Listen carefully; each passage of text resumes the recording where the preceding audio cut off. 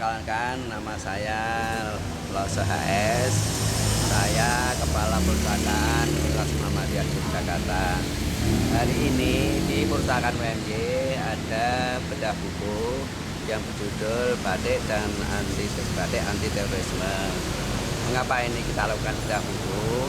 Pertama, kita mendorong para ilmuwan khususnya dari masyarakat untuk menulis buku karena itu rekaman ilmu pengetahuan. Orang yang tidak meninggalkan tulisan, lama-lama ilmu dan nama mereka akan hilang. Yang kedua, mengapa ini kami ambil batik anti terorisme?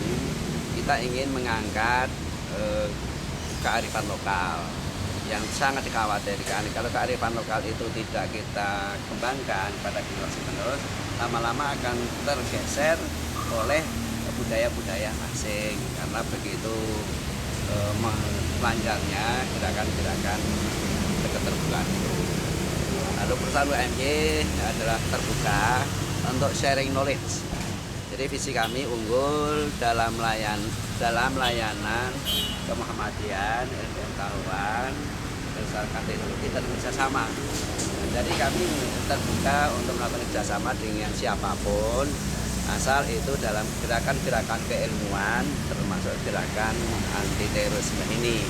Karena masalah ini tidak bisa hanya dengan diberantas begitu saja, tapi harus melalui pendidikan. Sejak kecil sampai mahasiswa itu kita berikan tahu, berikan informasi pada mereka. Ini loh sebenarnya nilai kearifan lokal itu sebenarnya nenek moyang kita sudah memberikan pendidikan yang cukup bagus. Misalnya di tokoh pewayangan. Pewayangan bagi saya itu bukan cerita tontonan tetapi adalah tuntunan ya. Nah, tuntunan ini yang harus kita ungkap kembali dan sampai tuntunan yang adiluhur itu tergesa oleh tuntunan orang lain. Kita ada nilai-nilai misalnya tokoh punakawan, kemudian ada tokoh raksasa, ada ksatria, itu sebenarnya ada nilai-nilai yang perlu kita kembangkan terus-menerus supaya bangsa kita tidak kehilangan jati dirinya ya. Nah, mengapa batik? Itu satu lukisan yang tidak akan habis-habisnya, bisa meniru gerakan alam, bisa meniru gerakan manusia, gerakan tumbuh-tumbuhan, itu akan kaya. Jangan sampai kaya kita itu justru dipakai oleh orang lain. Mestinya kita mencintai budaya kita sendiri daripada mencintai budaya orang lain. Kadang-kadang kita terpengaruh oleh budaya orang lain, justru kita meninggalkan budaya kita. Nah, sasaran kami itu adalah generasi penerus karena mereka adalah calon-calon pemimpin yang akan datang. Ini memang masalah terorisme selalu muncul. Kalau saya boleh mengutip cerita dalam pewayangan, itu memang ada satu tokoh yang muncul, mati, kemudian besok muncul lagi. Itu bisa kita maknai bahwa namanya kejahatan itu memang selalu muncul. Tapi saya yakin bahwa kejahatan itu selalu dikalahkan oleh kebaikan. Muncul lagi misalnya. Sakit teroris itu juga akan muncul, tapi entah berapa waktu lama, entah itu secara sendirian atau secara kelompok.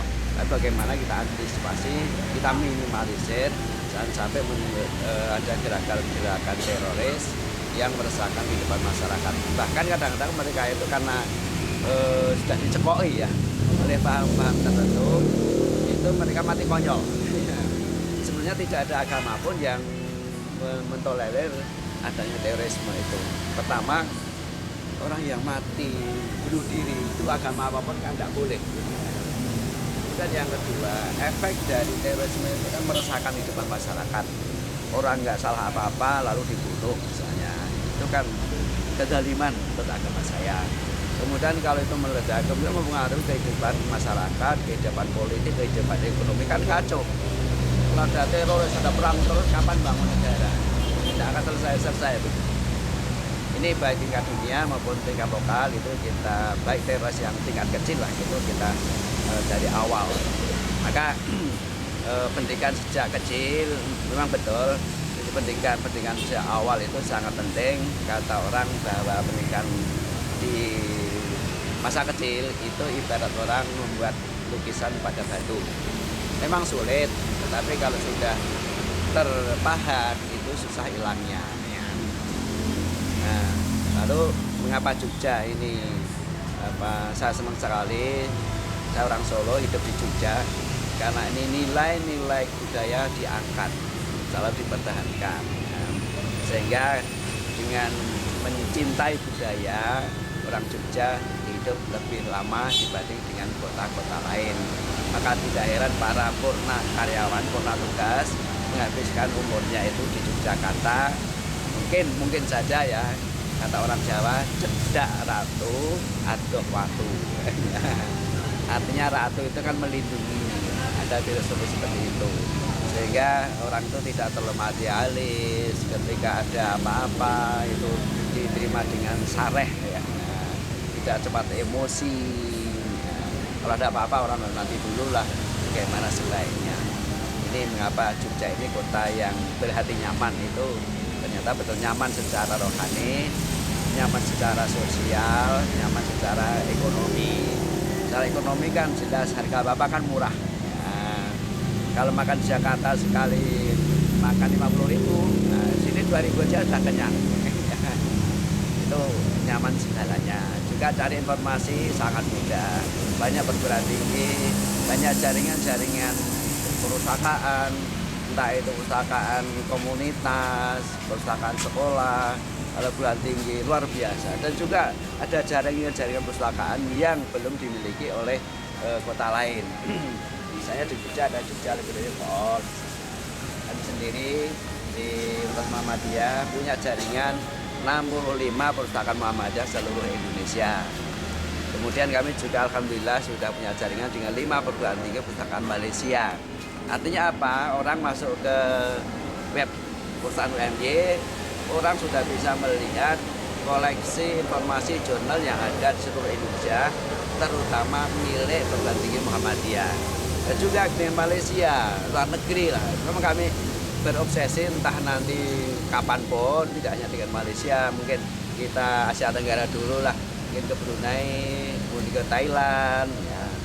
Tadi malam saya terinspirasi dengan adanya Dangdut Akademik Asia.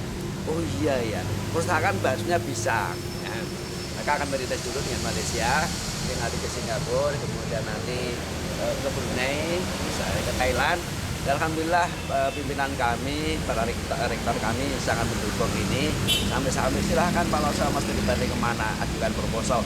Ini kami senang didukung oleh pimpinan supaya mencerdaskan kehidupan bangsa. Karena kami di Muhammadiyah itu tidak eksklusif, tidak tertutup. Memang kami punya misi, Muhammadiyahnya juga punya misi menyinari negeri siapapun, tidak akan bedakan entah itu orang Muhammadiyah atau tidak. Ini berbakti untuk negeri itu di situ. Ya. Nah, kami dari Perguruan UMY juga punya forum silaturahmi perguruan tinggi Muhammadiyah. Kita punya moto kerja bersama mencapai kemajuan untuk mencerdaskan bangsa. Nah, artinya apa? Kita kalau maju sendirian itu hakikatnya akan gagal. Tapi kalau maju bersama-sama itu hakikatnya adalah kemajuan. Apa artinya kita maju sendiri kalau orang lain tertinggal. Nah, kemajuan ini dengan bersama, artinya yang kuat harus menggandeng yang lemah. Ya. Yang lemah ya jangan sungkan-sungkan untuk minta digandeng. Ya. Ini sistem keterbukaan. Nah, perilaku semacam ini dasarkan keikhlasan, bukan sekedar mencari nama. Ya. Apalah artinya nama? Nama akan mengikuti prestasi. Kalau orang Jawa bilang begini, jenang kuwi meru jeneng. Artinya prestise itu mengikuti prestasi, kinerja, performance. Dan ini kami alhamdulillah saya pribadi merasakan filosofi ini. Ya. Kami kerja keras macam-macam, alhamdulillah. Maaf ya ini sangat pribadi dan mudah-mudahan dicontoh juga untuk perpustakaan yang lain. Saya bekerja keras untuk bisa menjadi perpustakaan utama. Alhamdulillah berhasil. Nah, artinya saya punya jeneng. Setelah pensiun, alhamdulillah saya masih dipakai. Ini jenang mengikuti jeneng. Tidak hanya tidak hanya di UMY saya dipakai, tapi di UGM, juga di UII, di UIN saya juga masih dipakai. BPAD juga masih dipakai. Ini yang kami syukuri. Mudah-mudahan pengalaman, tenaga, ilmu yang saya berikan pada masyarakat itu juga akan berkembang, dan itu manfaat untuk saya sebagai bekal untuk sowan di sana nanti. Nah, kata orang, kalau dalam dunia pewayangan selalu saya ingat ketika kesatria mau berperang dengan raksasa atau cakil ya, itu selalu ada kata-kata ojo mati tanpa aran. Aran itu nama, artinya jangan mati tanpa meninggalkan nama. Nah, cuma nama itu kadang-kadang dimaknai secara literal.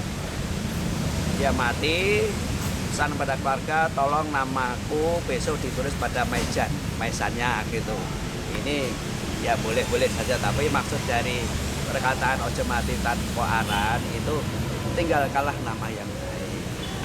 Maka karena sejak kecil saya pencinta wayang, sekali lagi saya yakin bahwa dunia pewayangan itu bukan kita tontonan, tidak ada tuntunan.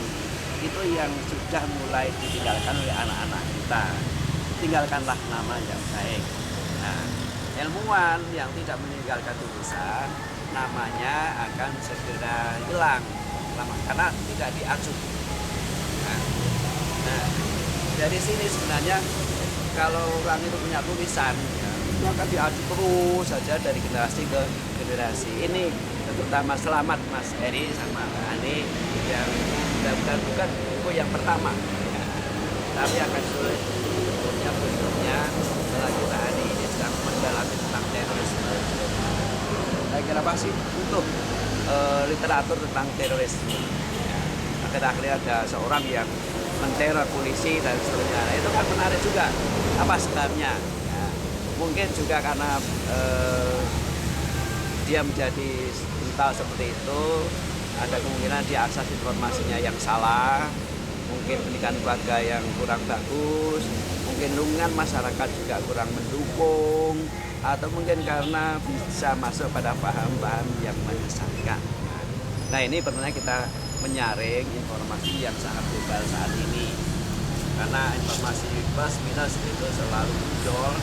Yang pintar-pintar bagaimana kita akses informasi itu saja.